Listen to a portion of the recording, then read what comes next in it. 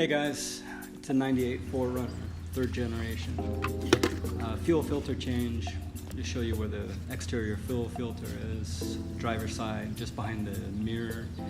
You can see it's an exterior inline filter. Has a couple of compression fittings. Picked up this new filter from cork. It's got a bracket around it. Some come with the bracket, some without. This one has a nice heat shield around the bracket. These two copper washers, let's find out what they're for. A lot of people have a hard time kind of getting these loose. You really should be using a 14mm line wrench. If it starts giving you grief, maybe go to a line wrench before you round it off, but I didn't feel like looking for one. These just pop right open. Keep a bucket underneath to catch the fuel. Keep a rag handy, you can get it dripping on your arm or whatever. So you can back the nuts off. Keep the bracket fastened to the truck while you do this so that you're not putting too much torque on it. Little 10mm wobbler socket to get the little nuts off. Hold it to the truck. You're going to catch the gasoline as it drips out. Be cautious if you still have pressure in the system when you first open it up. It can squirt. So it pops right out, and then you get the new one back in.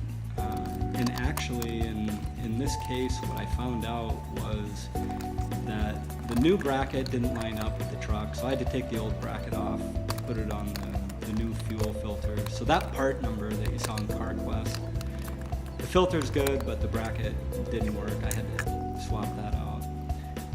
Lining up these compression fittings was probably the toughest part. Line up the fittings before you fasten down to the truck. Get the fittings on and tighten it up.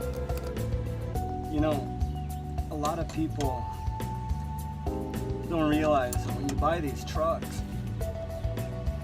it's a lot better to be choosing your truck that you're going to buy based on the condition of the undercarriage rather than, you know, the color of the truck. If you know what I mean. After you tighten up your line fittings, the truck's going to take a few seconds to fire up, to get some fuel back into the lines. I don't know, it took like 2 seconds to kick in. And be sure to check for any leaks after you fire it up. This is how much gasoline came out, and looks pretty clean. Some particles in there.